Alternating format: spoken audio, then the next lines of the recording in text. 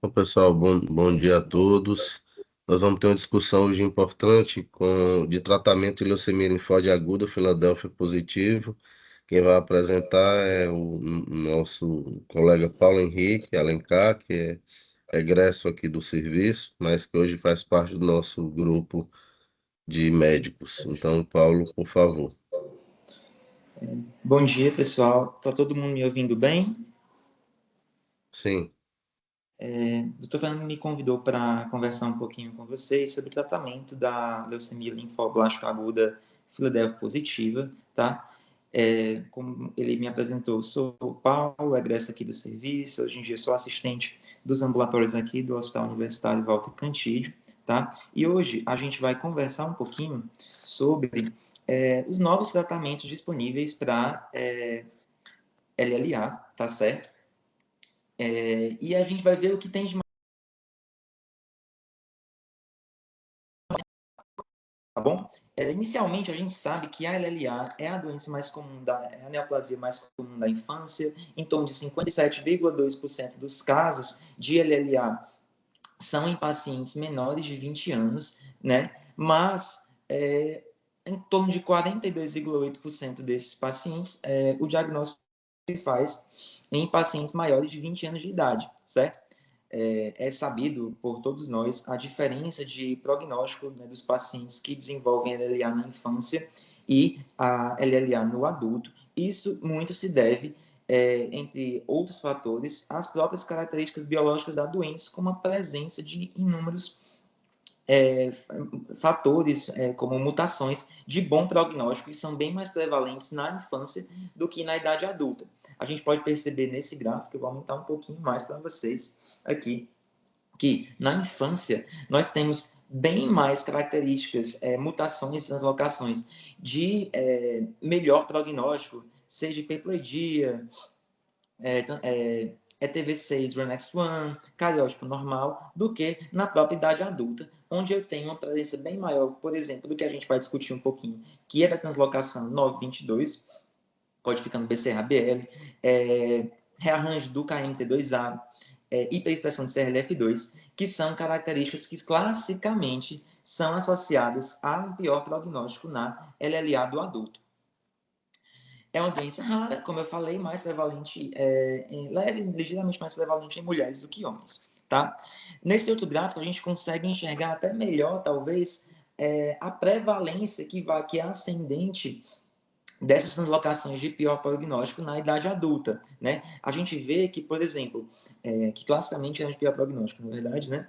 Por exemplo, a translocação do 922, ela chega por volta dos pacientes de 20 a 25, 20 a 30 anos de idade, por volta aí de 25%, ao passo que nos pacientes mais velhos, acima de 60 anos, nós temos um percentual de em torno de 55 a 60% da translocação 922, tá? Não só essa translocação, mas translocações que ainda hoje são consideradas de prognóstico adverso, como YCRF2, que configura aí o protótipo principal da LLA-PH-like, rearranjos envolvendo o KMT2A, né, e cariótipo complexo, são características bem mais prevalentes na LLA do adulto. Apesar disso, dessa diferença de prognóstico da infância e da idade adulta, a gente vê que os tratamentos de LLAB, ela evoluiu muito durante os últimos anos, né? Nesse estudo que mostrou a probabilidade de sobrevida livre de eventos e probabilidade de sobrevida global nos cortes históricos, né, nas últimas décadas, mostram que a sobrevida desses pacientes, que era em torno de 10% aí na década de 60, foi progressivamente melhorando com o passar das décadas e surgimento de novos tratamentos, certo? Ao ponto que nos anos 2000, isso obviamente levando um contexto mundial, nós temos um prognóstico bem melhor quando se fala em LLAB, tá? Nesse outro gráfico no banco de dados dos Estados Unidos e da Suécia também corrobora aí o que a gente já conversou, que um ganho de sobrevida livre de doença nos últimos 5 anos, que vem progredindo aí com o passar das décadas. Como eu falei, a prevalência da translocação BC, 922, que codifica o BCRABL na população adulta, adulto jovem vai variar ali entre 20% a 25%, chegando a uma proporção bem maior quando nós temos pacientes mais de 50 anos, certo? Classicamente, essa translocação sempre foi sugestiva de um pior prognóstico. Nos cortes pré-imatinib, da era pré-imatinib, nós tínhamos uma sobrevida global e uma sobrevida livre de doença bem desanimadora, tá? A grande maioria desses pacientes, eles faleciam principalmente por refratariedade na própria indução e recaída precoce, tá? E isso vem mudando, principalmente após a década de 2000, né, com o surgimento do imatinib, onde nós tivemos um ganho substancial de sobrevida global e sobrevida livre de progressão, o que vem modificando o próprio o fator prognóstico fator de mau prognóstico que era conferido à presença do BCRABL nas últimas décadas. Hoje a gente tem resultados, né, e muito diferentes daquela época após o surgimento dos ITKs e principalmente com as novas terapias-alvo que vêm surgindo. E é isso que a gente vai discutir agora. O que é que foi o raciocínio e os estudos estavam após o surgimento do inibidor de tirosina quinase, vem trazendo de novidade para o tratamento da LLA, certo? Classicamente, todos os pacientes que tinham leucemia linfoblástica aguda, principalmente de pior prognóstico, principalmente o BCRABL, que era a translocação mais prevalente, né, de todas, eles precisariam fazer uma quimioterapia de indução e consolidação, e naqueles que tinham um doador viável, faria um transplante alogênico em primeira remissão. Isso num cenário mundial aí já muito bem consolidado. Essa figura é interessantíssima, que ela vai mostrar aí desde o surgimento, né, a linha do tempo da descoberta do cromossomo Filadélfia, né, até o desenvolvimento do imatinib, né, na década de 60, a gente descobriu o cromossomo Filadélfia, que estava associado à LMC, né, progressivamente. Essa anormalidade surgia de uma translocação cromossômica, foi visto posteriormente que a identificação de expressão de uma forma mutante do ABL1, né, com atividade de tirosina quinase nas células dos pacientes, né, que esse produto gênico é um transcrito do BCR com ABL1 e tem um papel fundamental na gênese da LMC. E aí, lá no ano de 2001, foi identificado, né, o ST1571, que é o próprio imatinib, como um inibidor específico da tirosina quinase, né, que marcou o início dessa nova era, tá?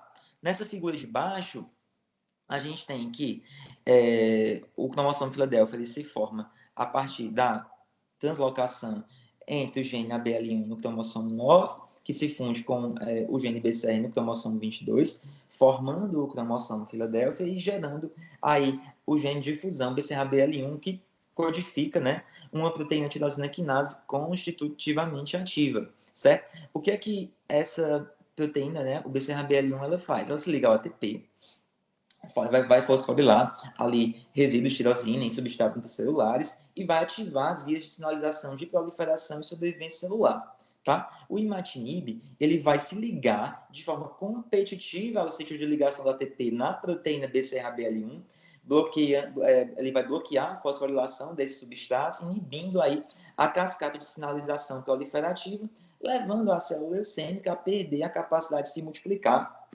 consequentemente levando aí a um controle da doença, certo? Baseado nisso, pensando nesse mecanismo de ação, nós tivemos os primeiros estudos utilizando inibidores de tirosina quinase e quimioterapia para tratamento das LLAs Filadélfia positivo.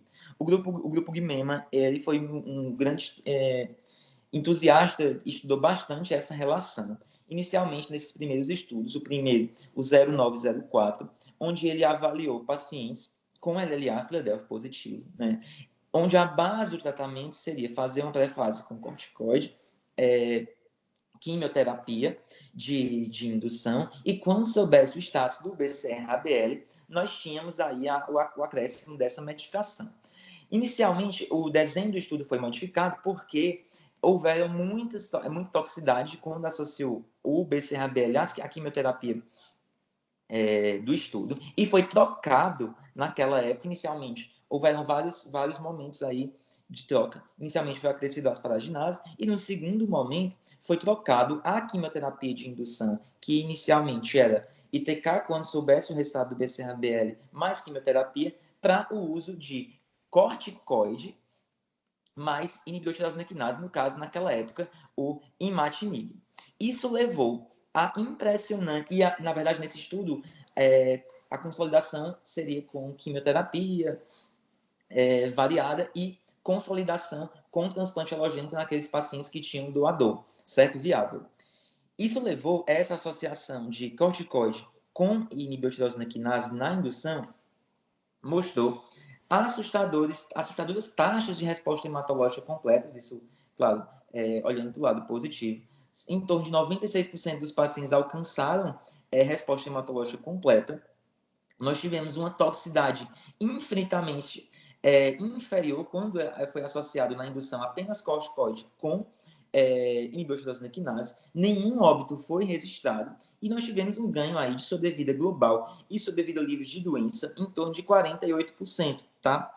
O tratamento de indução da associação de corticoide com inibidor de tirosina quinase, além de minimizar toxicidade, mostrou uma redução importante nos níveis de BCR-ABL, levando a uma resposta molecular profunda, consequentemente aumentando aí a sobrevida livre de doença e sobrevida global, obviamente levando a menor taxas de recaídas. E isso foi palco com o advento dos novos inibidores de tirosina quinase a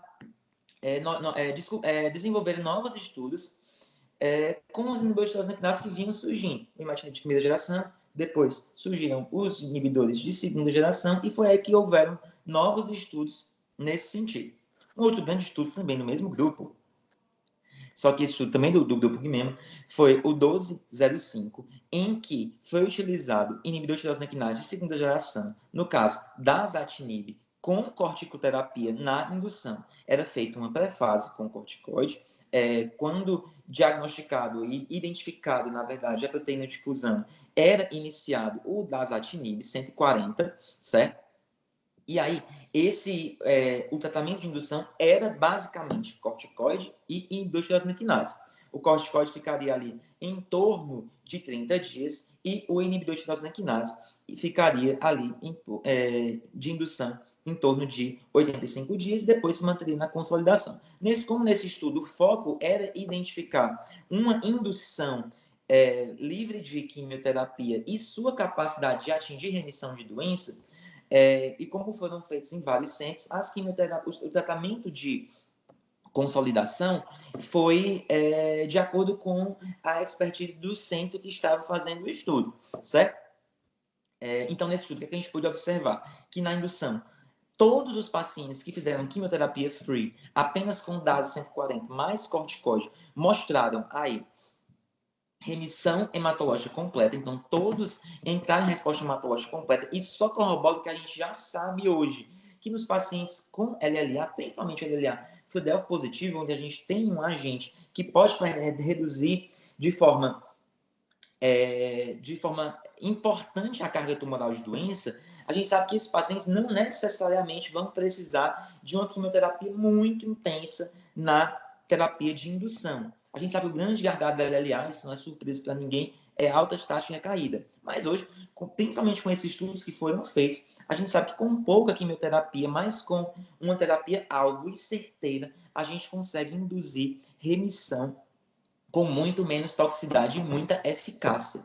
Então, nesse estudo, a gente teve resposta hematológica completa em todos os pacientes, certo? Na indução não houveram mortes recaídas, a gente sabe que a indução de LLA ainda uma quimioterapia, quando a gente usa quimioterapia intensiva, ela não é isenta de toxicidades. Os pacientes fazem neutropenia febril, tem efeitos relacionados ao tratamento quimioterápico, né? E quando você aplica uma estratégia de quimio-free, os estudos mostraram a incidência dessas complicações reduzirem de forma bem interessante, tá? Então, no D22, né, lá no finzinho da indução, 92,5% dos pacientes entraram em resposta hematológica completa, 10 pacientes já tinham resposta molecular maior aí quando foi dosado o transcrito do BCR-ABL, tá? E num corte de 20 meses, nós tivemos aí uma sobrevida global e sobrevida livre de progressão bem animadora, né? Então, 70% dos pacientes aos 20 meses estavam vivos e sem doença, tá certo? O que chama a atenção é que nesse estudo, diferentemente do primeiro, o transplante halogênico ele foi indicado no que hoje a gente já é mais familiarizado. Ao passo que no primeiro estudo, todos os pacientes que tinham doador viável foram encaminhados para transplante. Nesse estudo, os pacientes foram encaminhados para transplante se DRM positivo após a indução, que é algo que a gente já sabe hoje, que representa um pior desfecho. A gente não conseguiu negativar a DRM após a indução, esse paciente naturalmente já vai ter um pior prognóstico. Aquele paciente que tinha características de alto risco na indução, certo? Por exemplo, falando exclusivamente aqui em LLA Philadelphia positivo, deleção do ícaros como uma alteração clássica de pior prognóstico, esses pacientes já iriam para o transplante também de forma seguida. Naqueles pacientes que perdiam resposta molecular maior ou DRM positiva durante o tratamento também iriam para transplante halogênico, e os pacientes que naturalmente entravam em recaída, certo? Então, isso aqui já se mostrou um desenho de tratamento um pouco diferente, naqueles pacientes de melhor prognóstico. E, claro, a gente está falando de uma situação de um estudo clínico, onde eu tenho acesso a todas essas translocações, então eu tenho certeza, e obviamente, tudo muito bem controlado, onde eu tenho certeza do que da estratificação prognóstica daquele meu paciente. E que talvez isso não se aplique em outros cenários, por exemplo, no cenário onde a gente tem estratégias de diagnóstico um pouco mais restritas, principalmente no tocante à estratificação de risco, né? Mas num cenário controlado, isso pareceu ser uma estratégia inteligente, porque minimizou toxicidade, e naqueles pacientes que eram de menor risco, foi feita uma quimioterapia assertiva, porém menos tóxica, levando a um grande ganho sobre a vida global e sobre vida livre de progressão. E com isso foram feitos mais estudos com os inibidores da quinase, certo? O terceiro estudo, que a gente vai falar um pouquinho, já foi a partir do advento do surgimento do blinatumomab, gente. Nós já tivemos, inclusive, uma aula sobre blinatumomab, principalmente focando muito no estudo tal, LLA, pH negativo e a estratégia do blina como terapia de consolidação. Mas o blina, ele é um biespecífico, né, que ele tem duas extremidades ativas, né, a gente sabe, essa figura é bem interessante do New England. Uma se liga ao CD3, na superfície dos linfócitos tóxicos, né, de forma bem rudimentar, né, falando assim. Outra se liga ao CD19, né, que é presente na superfície das células B leucêmicas, tá? E isso vai aproximar, na verdade, nessa célula T, CD19, a célula T, né, citotóxica, da célula tumoral CD19 positiva, sem depender necessariamente de um reconhecimento específico de antígeno pelo receptor de célula T, né? E o que acontece? Quando o blina faz essa ligação, ele vai ativar os linfócitos T, vai levar a uma proliferação desses linfócitos, aumentando aí a liberação de mediadores citotóxicos, como interleucinas, interferon, TNF-alfa, perforina, granzimas, tá? E isso vai levar essa ativação de linfócitos T, leva à apoptose e lise serial, né, dessas células leucêmicas, tá? E aí, é interessante que essas células T, elas vão continuar atacando outras células, né, CD19 tumorais, sem precisar de uma coestimulação adicional, certo? É independente esse mecanismo, né, independente do MHC, né, e foi um grande marco aí no tratamento da LLA Philadelphia, enfim, da LLA, na verdade, né? E aí, outros estudos já com o surgimento do blinatumomab foram surgindo e cada vez mais animadores no tocante à terapia livre de quimioterapia, né? Por exemplo, o estudo também do mesmo grupo, né, o 2116, onde ele associou dasatinib com blinatumomab nos pacientes com LLA Philadelphia positivo, também mostraram resultados muito interessantes. O desenho do estudo era similar no sentido de fazer uma quimioterapia, um tratamento de indução quimio-free, onde eu faria prefácio com corticoide, ao diagnóstico da BCRA-BL, iniciaria DARA 140, continuaria o tratamento com corticoide, só que nesse caso, ao invés de protocolos de consolidação arbitrários, onde fariam quimioterapia, fariam exame de quimioterapia, aqui necessariamente eu faria consolidação com 2 a 3 ciclos de blinatumomab, certo? Isso levou ao que a gente vê nesse gráfico belíssimo, né? Onde nós tivemos, nesse estudo, uma taxa de resposta hematológica completa de 98%. Nós tivemos uma remissão molecular completa, uma resposta molecular maior, que aumentou só com dasatinib no pós-indução de em torno de 30% para 60% após 2 ciclos de blinatumomab, e em 53 meses eu tive 80,7% de sobrevida global nesse corte. Isso mostra aí o grande avanço que a gente tem na LLA e, mais uma vez, desmistifica, na verdade, não desmistifica, mas suplanta o pior prognóstico que era classicamente relacionado à translocação 922 nas LLAs, certo? E com isso, foram surgindo, como eu falei, novos inibidores de transaminase e vendo a sua associação com o blinatumomab, certo? Esse estudo aqui, que está nos abstratos do ASH, onde tem resultados parciais, certo? Mostrou uma associação de inibidores de transaminase de terceira geração, ponatinib, associado a blinatumomab nos pacientes adultos maiores de 18 anos. Tá? O que é que chamou a atenção? O desenho também era muito parecido com o que a gente já vinha discutindo, né? Que é a associação de corticoide com ponatinib, no caso, o ponatinib na dose de 45 para pacientes jovens, nos pacientes maiores de 60 anos de idade, a dose de ponatinib por toxicidade era reduzida para 30 miligramas, certo? A indução era feita basicamente com corticoide e ITK, onde nos pacientes que obviamente obtinham remissão, que foi a grande maioria deles, eles consolidariam com 2 a 5 ciclos de blinatumomab, certo? Isso levou, como eu falei, a uma resposta hematológica elevadíssima e quase que a totalidade dos pacientes permaneciam em resposta hematológica completa após o segundo ciclo de blinatumomab. Isso é muito interessante, porque, assim, classicamente, os protocolos de adulto de LLA, eles eram protocolos com muito quimioterapia, com muita toxicidade. Se a gente fosse comparar, por exemplo, o clássico IPCVAT, que é um tratamento basicamente com quimioterapia muito mais mielotóxica e muito com toxicidades bem relevantes, a gente sabe, a gente já fez muito IPCVAT na vida, a gente vê como é diferente um tratamento que é quimio-free e com terapia-alvo de um tratamento que é com quimioterapia citotóxica. Os pacientes, eles entram em resposta hematológica. Os pacientes entram em resposta molecular com muito menos toxicidade e com rapidez substancial, certo?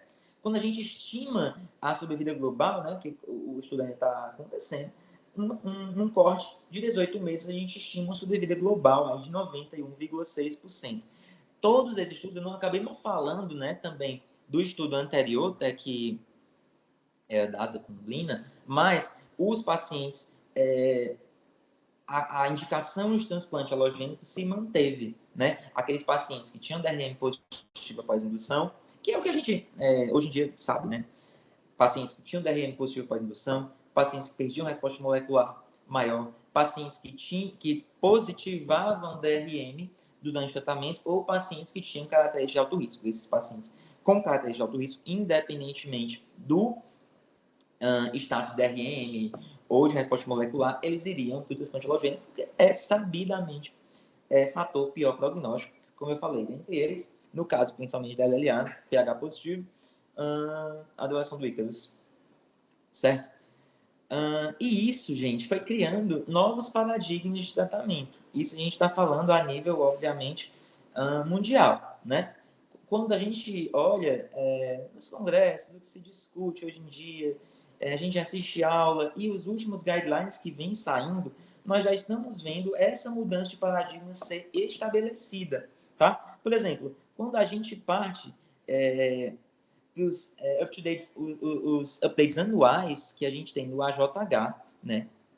O desse ano, de 2025, quando ele coloca a escolha de tratamento para LLA Philadelphia positivo, a gente já vê que a escolha é inibidor de tirosinase segunda ou terceira geração com blinatumomab, aí em torno de 5 ciclos. É essa a terapia de escolha para ele. Claro que isso, num cenário onde isso é disponível, nos países que têm acesso a esse tratamento e têm acesso tanto a estratificação diagnóstica, né, ampla, quanto, por exemplo, aqui a pesquisa por NGS para doença residual mensurável, né, onde ele coloca que nos pacientes que fizeram blina com PONA, blina com DASA, atingiram um DRM negativo por NGS, esses pacientes devem continuar a ITK de manutenção sem fazer outra terapia adicional. Naqueles pacientes que após o tratamento têm DRM positivo ou tem, como a gente já falou, perda da doença,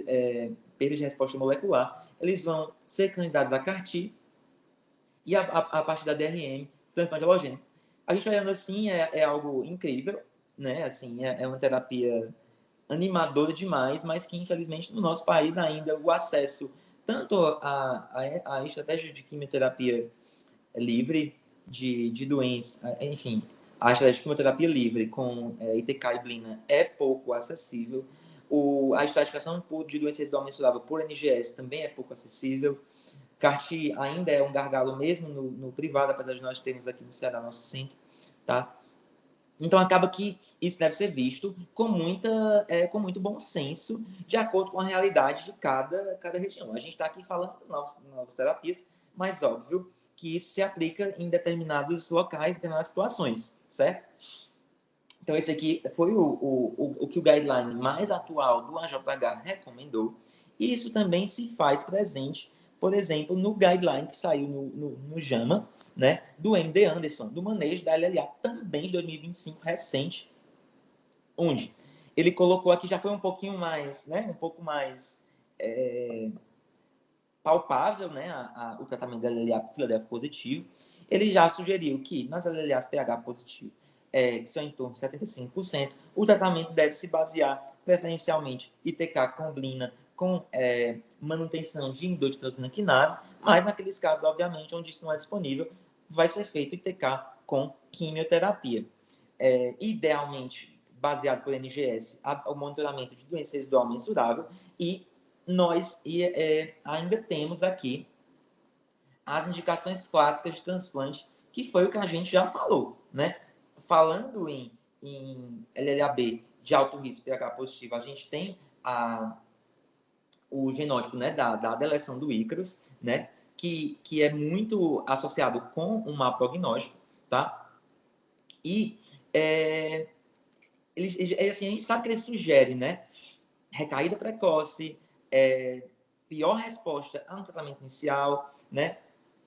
Perda rápida de resposta molecular maior. Então, assim, é um subtipo clássico de mau prognóstico. Falando no geral das LLAs, a gente sabe todos os outros marcadores que chamam a atenção para o pior prognóstico.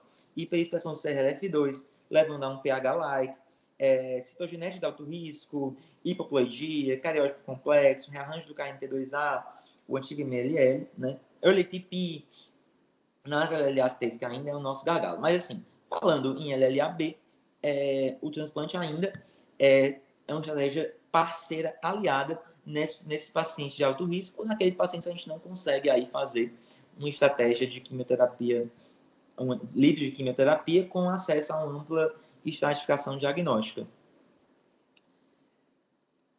E aí vem se falando agora, já que nós tivemos resultados bem interessantes com o ITK e blinatumomab, ITK e corticoide levando a taxas bem elevadas de indução, quando é que eu tiro, quando é que eu posso retirar o inibidor de tirosina quinase? Ainda faltam estudos, tá? Para definir essa estratégia, tá? O que se sabe é que a duração de resposta molecular, ela é o principal fator determinante para pensar em retirar o inibidor de tirosina quinase, né? Nenhum dos pacientes, a gente sabe que em estudos desse Kluger e colaboradores, que nenhum dos pacientes que tinham mantido resposta molecular completa por mais de 4 anos, antes de interromper o inibidor de tirosina quinase, sofreu recidiva. Então, parece que o tempo de resposta molecular sustentada e profunda, resposta molecular 4, 4,5, é fator definidor para pensar-se em uma retirada. Obviamente, nos pacientes que têm características de alto risco, isso não é feito, né? Nos pacientes que em algum momento teve perda de resposta, isso também não é feito, né? E nos pacientes que tinham, obviamente, DRM positiva na indução, isso também não é feito, tá? O que falta? Falta definir, os guidelines definirem uma monitorização padronizada após retirada de TK. A gente tem já isso bem estabelecido para LMC, e aí tenta-se fazer uma alusão e colocar isso na retirada dos pacientes com LLA, mas isso ainda não está muito bem estabelecido. Um monitoramento mensal por 6 meses, seguido por bimensal, né? Isso ainda não está muito bem estabelecido. E também as regras de retratamento. Eu vou reiniciar quando? Quando tiver uma perda de resposta molecular profunda, quando tiver uma perda de resposta molecular maior. Isso ainda falta ser discutido, tá bom? Então, assim, na verdade, o que fica para essa nossa discussão o tratamento da LLA FILDEP positivo, ela vem mudando drasticamente nos últimos anos. A translocação 922 deixou de ser uma característica de pior prognóstico após o advento dos inibidores de tirosina quinase, certo? Nos pacientes com translocação 922 sem características de má prognóstico, uma estratégia chemo-free parece ser interessante. O transplante halogênico pode ser uma estratégia que pode ser deixada para os pacientes com características de alto risco ou perda de resposta molecular, seja durante a consolidação ou uma negativação no pós-indução, certo? E que, cada vez mais, a incorporação do blinatumomab vem mostrando ser uma estratégia interessante no controle da doença. Por quê? Porque a gente tem um agente de debulking, que seria o ITK, e aí aquele ajuste de DRM, aquele ajuste mais fino, seria através da consolidação com o blinatumomab, porque a gente sabe que o blina ele é mais eficaz com uma carga de doença menor, né? Então, isso vem mudando os paradigmas da LLA, FILDEP positivo. Ainda nos países em desenvolvimento, isso não é uma realidade, tanto porque a gente não tem uma estratificação de risco adequada, nós não dispomos de blinatumomab de forma tão rápida, nem como monitoramento de doenças residual mensurável por NGS, que seria o ideal para ter certeza que no pós-indução esse paciente está com DRM negativo. Então, ainda a nossa realidade é tratamento baseado com quimioterapia e com transplante halogênico em primeira remissão naqueles pacientes de características de alto risco que a gente consegue identificar. E nós, mesmo assim, nós vemos um ganho absurdo em sobrevida livre de progressão com essa estratégia, mesmo com quimioterapia, quando a gente associa o inibidor de tirosina quinase, que é isso que foi o meu estudo do TCC aqui no nosso serviço e que vai ser também o meu trabalho de mestrado, que eu estou atualizando.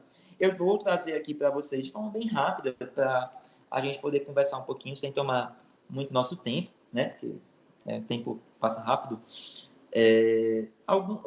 Os dados do meu trabalho, eu ainda não consegui atualizar, colocar isso em gráficos, né? Estou atualizando basicamente as planilhas, tá? Mas, no nosso estudo, que foi avaliar os pacientes com LLA-B desde 2011, na verdade foi uma continuação do trabalho da nossa outra colega aqui e médica do serviço, a Lívia Gurgel, tá? Onde a gente avaliou a sobrevida global dos pacientes com LLA-B submetidos ao protocolo CAUSB, tá?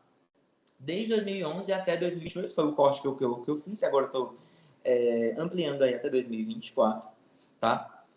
e ver a sobrevida global baseada aí nas características desses pacientes. Trouxe aqui o principal, que era do nosso escopo do artigo, né?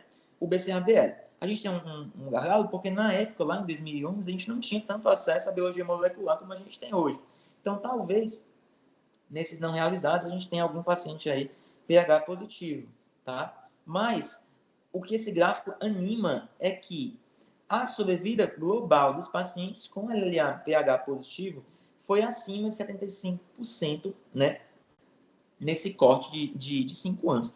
O que mostra que mesmo quando a gente faz uma estratégia com quimioterapia e ITK, esses pacientes eles vão muito bem. Nós temos vários pacientes no ambulatório dos residentes, pacientes que já estão nos ambulatórios de follow-up tardio, que tiveram LLA, fizeram tratamento, alguns consolidaram com transplante halogênico, outros consolidaram com transplante autólogo e outros por indisponibilidade do doador ou por desejo do próprio paciente não consolidaram com transplante e estão vivos sem doença até o momento, tá? Então isso é muito gratificante porque no nosso serviço, como serviço do SUS, nós não dispomos de todas as terapias disponíveis, obviamente, no cenário atual. A gente tem a inibidor quinase, quimioterapia. Nós trocamos o protocolo por um protocolo pediátrico que já teve um ganho importante de sobrevida e minimização de toxicidade, né? Isso mostrou que nossa estratégia é eficaz e mantém respostas duradouras aí no tratamento da LLA, certo? Quando a gente, aí, falando agora um pouco no geral, de outros dados, não coloquei tudo para não ficar muito longo, mas os pacientes que foram submetidos a transplante halogênico em primeira remissão, tá? Na verdade, nem só, esse aqui, na verdade, não está nem em primeira remissão também, tá? Nos pacientes que tiveram positividade de DRM também, tá? Durante a consolidação, mas uma sobrevida global muito maior nos pacientes que foram submetidos a transplante, em torno de 75%, ao passo que aqueles pacientes não transplantados, uma sobrevida em torno de 24%, que só mostra aí como o transplante halogênico na LLA para o nosso serviço teve um ganho aí importante e benefício sobrevida nesses pacientes, certo? Esse outro gráfico é só para mostrar que nosso gargalo, apesar de tudo, ainda a idade é um fator prognóstico muito importante, né? Nós temos dificuldade, nossos pacientes, por ser um serviço do SUS, os pacientes, querem ou não, chegam mais tarde ao serviço, nós temos muitos pacientes mais velhos, toleram menos quimioterapia, e isso acaba refletindo também nas nossas curvas, né, de sobrevida global e sobrevida de doença nos pacientes mais velhos, maiores de 50 anos. Ao passo que nos pacientes jovens nós temos elevadas taxas de remissão sustentada, nos pacientes mais idosos isso ainda é um gargalo, mas com as nossas estratégias e a nossa rotina de lidar com esse protocolo de quimioterapia, que a gente já hoje em dia tem uma mão bem interessante, isso vem sendo minimizado também, mesmo nos pacientes idosos, mas ainda é uma realidade, certo? Gente, eu acho que eu já falei bastante, né? Estamos chegando em 40 minutos de aula. Queria agradecer a oportunidade, é sempre um prazer estar aqui com vocês, conversando um pouquinho sobre LLA, sobre LLC, sobre linfoma, enfim. É sempre muito gratificante. Agradecer ao Dr. Fernando pela oportunidade e deixo aí aberto às discussões, a dúvidas. Um abraço a todos.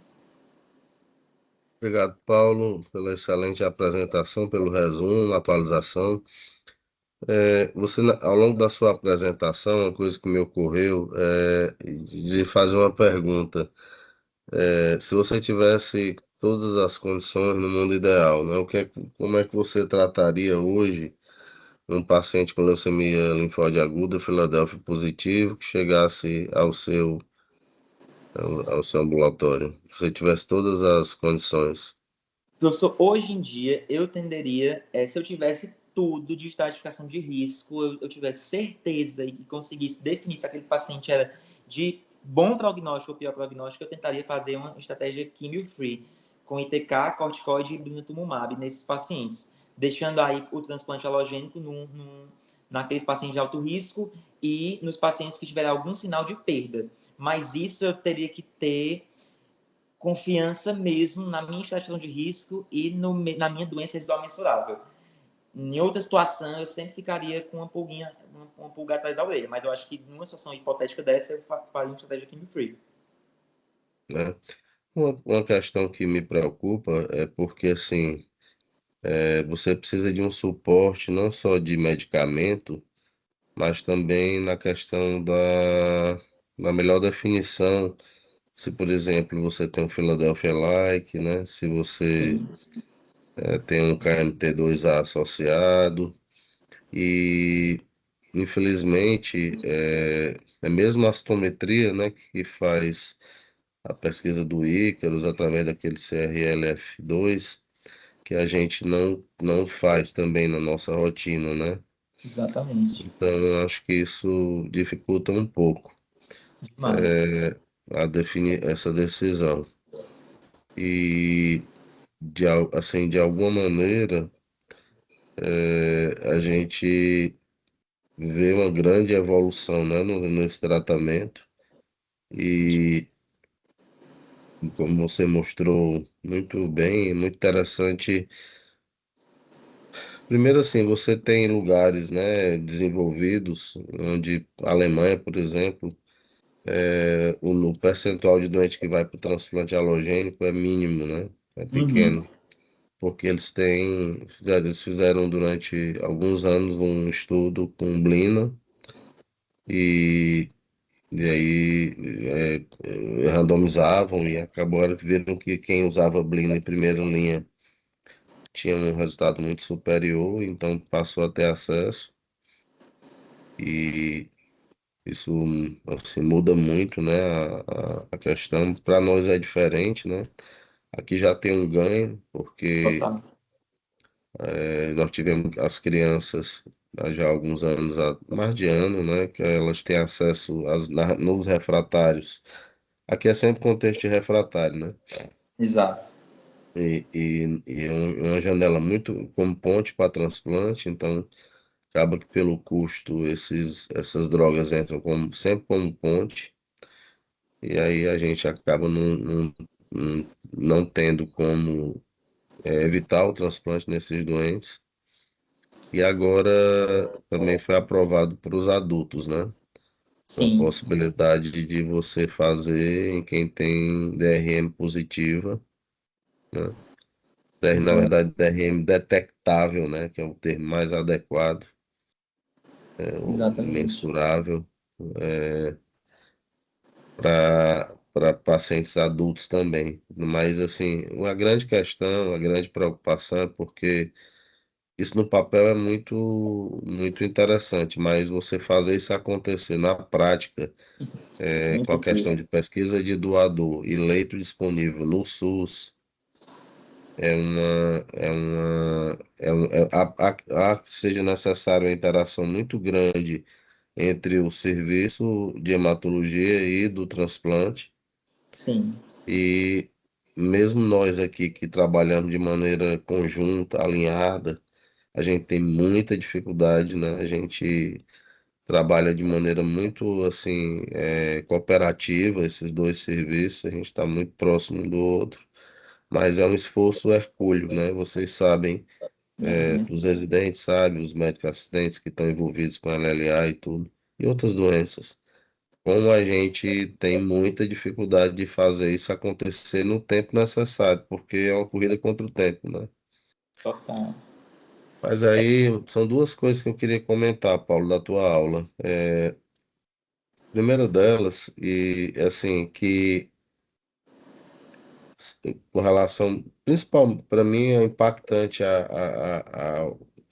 e aí eu não estou puxando brasa para minha sardinha, não, é o que o transplante mudou, né, no nosso serviço. Porque paciente adulto com LLA, se não, infelizmente, com raríssimas exceções, se não for para o transplante aqui no nosso meio, transplante halogênico, eles não têm nenhum prognóstico. Então, isso era em torno de 30 e poucos por cento com tratamento clínico, foi para 70% em 2 anos e deve ficar na casa aí de 55, 60% após 2 anos, em torno de 5 anos. Sim. Então, é uma coisa muito importante. Mas o mais interessante do trabalho que você está fazendo, né, que é seu trabalho de mestrado e você está dando seguimento, é que os melhores resultados foi para quem exatamente tem o pior prognóstico, que é o Philadelphia positivo, que tem acesso a inibidor de tirosina quinase. Então, Exatamente.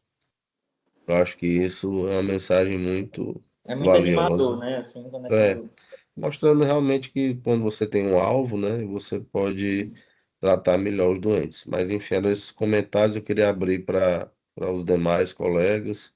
Se alguém gostaria de falar, Jaqueline, por favor. Bom dia, pessoal. Uma excelente aula. Eu estava aqui lembrando, Fer, assim, vocês estão ouvindo? Ouvindo sim, bem, Jaque, pode falar. Certo. Então, eu estava lembrando que quando a gente vive mais, a gente vai passando várias vezes a mesma coisa. Então, isso está me lembrando, quando eu era interna, a leucemia promielocítica aguda era a doença mais grave que tinha no serviço. As pessoas não viviam mais que 2 meses. Você lembra disso, Fernanda? Não, né? Tu é mais novo que eu. Não, não, eu lembro claramente. Internava, quando internar, E eu fui interno no HU, né? Eu fiz clínica médica no HU. saía Quando sangue. internava, a gente sabia que ia morrer. Esse é IVD, né? E os olhos dos ouvidos. É.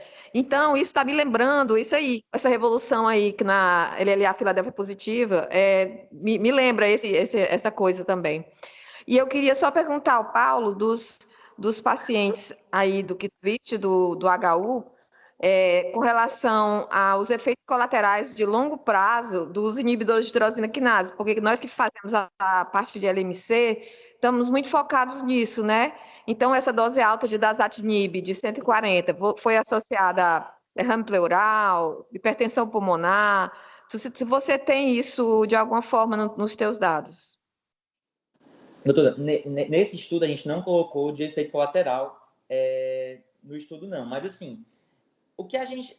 Acaba que isso aqui vai ser muito o que a gente vê na prática, né? Assim, pela dose mais alta, o principal, assim, disparado, é toxicidade hematológica que eles estão fazendo. Assim, a gente às vezes precisa reduzir dose. O paciente não tolera 140 de dasatinib, a gente reduz para 100. Em alguns pacientes reduz para 60. A derrame pleural. Nos pacientes, eu vi pouquíssimos, assim, derrame pleural, por exemplo, por DAS, né? Que eu acho que é o que a gente usa mais, DAS e imatinib, tá? E, assim, efeitos gastrointestinais no geral, mas manejáveis, né? Eu acho que hoje em dia, apesar dos efeitos colaterais que a gente sabe, se tornou algo manejável, né? A gente consegue reduz um pouquinho a dose ali, faz um granuloquinho ali, né? Se tornou algo na prática, a gente consegue minimizar e esses pacientes conseguem permanecer com dasatinib ou imatinib aí por um bom tempo, sabe? Queria Sim, fa- obrigada, Paulo. eu Só queria fazer. lembrar que tu fica, porque esses efeitos existem, viu? É só Sim, tu com certeza. esperar que eles vão aparecer. Até Eu porque a gente queria não está fa... tirando, né? Assim, a gente não tem ainda como tirar esse ITK dos LLAs pH positivos que estão em remissão, né? Porque não tem tanto estudo, a gente mantém esse remédio. Então, assim, naturalmente eles vão aparecer e a gente tem que ficar monitorando e ficar atento porque acontece. eu acho que é uma sugestão boa, Paulo, para acrescentar no seu trabalho Uhum, essa subanálise, tá certo? sim. E eu participei aí durante o último ano de um estudo que ainda não foi publicado, que é exatamente sobre o uso de ITK no pós-transplante de leucemia mieloide crônica. E tem vários fatores limitantes em termos de tolerância. Tolerância, né? A adesão um pouco para nós mais, nos países desenvolvidos menos. E a própria monitoração com BCRABL, o acesso a isso, né? Mas também em que cenário esse indivíduo, no caso, vai para o transplante. Então, se ele vai, no caso da mieloide crônica, se ele vai em remissão, primeira remissão, se ele vai se ele faz em crise blástica ou não, ou mesmo fase acelerada que tiraram, mas que a gente sabe que na prática acaba acontecendo. e a tolerância dele. Uma coisa que eu queria comentar é que eu tenho uma paciente, eu já falei isso outras vezes, mas essa paciente que está viva, e isso tem pelo menos aí 4, perto de 5 anos, que é o LLA de uma paciente idosa, idosa não, com mais de 70 anos, né? E que é idosa, né? Que não podia fazer. Chegou a fazer uma indução com quimioterapia, teve uma toxicidade hepática gravíssima e em um determinado local e chegou para nós assim, traumatizada porque disse que quimioterapia não fazia mais. E na ocasião, ela também se negou a fazer blino, não queria internar, e eu acabei fazendo o protocolo italiano que usa para paciente idoso, ponatinib isoladamente. E para minha surpresa, essa paciente está esses anos todos, com a dose de 30 miligramas dia, em remissão, em doença residual completa, em doença residual mensurável negativa, Incrível. indetectável, tá? Então, eu acho que assim, mostra aí que o poder dessas drogas, né? De todo modo, eu acho que uma coisa importante que a gente não pode esquecer é que esses inibidores de tirosina quinase, principalmente esses de segunda, terceira geração, eles predispõem a infecções, né? E a gente chegou a ver, a gente tem visto às vezes perfis, inclusive no nosso serviço, de pacientes com infecções tipo citomegalovírus ou mesmo tuberculose, algumas infecções oportunísticas, em pacientes apenas usando ITK, inibidores, né, de tirosinquinase. E isso serve assim de um sinal de alerta para a gente, que não é uma coisa absolutamente inócua, né? E a gente tem que estar atento a isso. Eu acho que para os residentes de clínica médica e para os internos que estão aqui hoje, é muito importante guardar a mensagem de que a via da tirosina é uma via importantíssima para a oncologia, não só para a hematologia, e que ela foi um divisor de águas, né, na compreensão do tratamento dessas doenças. Então, entender um pouco disso, compreender um pouco disso, é entender para onde caminha a abordagem de tratamento com terapia-alvo. Então, que vocês levem essa mensagem, porque isso de fato é um princípio dessa revolução, né, que foi a nossa especialidade, como a Jaqueline colocou, as promelocites que morriam, todas, hoje não morrem mais. A promelocítica saiu da pior doença para a melhor, né? Então, graças a Deus, a evolução da ciência ajuda. Então, nós chegamos infelizmente ao fim. Eu não sei se o Paulo alguém quer fazer algum comentário ou alguma pergunta. Teríamos tempo para uma pergunta, um comentário e a gente encerraria. Bom dia, pessoal. Só uma Gustavo, dúvida. pois não. Primeiro, parabenizar o Paulo pela excelente aula. Sempre junto essas aulas dele, principalmente LLA, né, que ele traz esses dados aí do nosso serviço. A dúvida que eu tenho é em relação a esses pacientes da abordagem quimio-free, em relação a tanto profilaxia quanto tratamento de doença em SLC. Que a gente faz concomitante de quimioterapia intratecal, se tem que fazer, basta o tratamento com blina e ITK, como é que ficaria essa abordagem? Gustavo, ficou meio cortado, tá falando sobre profilaxia nervoso central, né? Profilaxia. Sei. Pois nos estudos, eles reconhecem que a estratégia de quimioterapia free, com blina e ITK, apesar de a gente saber da penetração do sistema nervoso central do dasatinib, ainda um percentual de recaída foi maior, principalmente no sistema nervoso central. Então, eles sugerem fazer em paralelo pelo menos ali de 8 a 16 quimioterapias intratetecais nesse esquema de tratamento. Que é muito que a gente já faz, mas se a gente for contar no cálculo, se não me engano, a gente faz 8, em torno de 8. Mas eles recomendam que não tenha uma penetração adequada nessa estratégia de quimioterapia free e que precisa fazer quimioterapia intratecal para minimizar a chance de recair do nervoso central. Eles deixam isso aí em alguns dos estudos, não é todos que citam, porque, enfim, eles focam muito mais no tratamento de indução, mas em outros estudos já falam que essa estratégia precisa fazer quimioterapia intratecal, 8 a 16 aí, MADIX durante o tratamento. Perfeito. Excelente. Excelente questionamento, excelente resposta.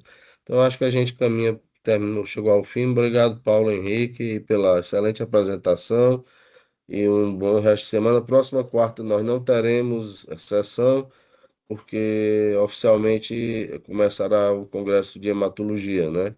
Então, e aí algumas pessoas irão, então vai ter esse break aí, tá bom? Obrigado, pessoal. Tchau. Até a próxima. Tchau, professor. Obrigado. Eu que Valeu, agradeço. tchau, tchau. Obrigado.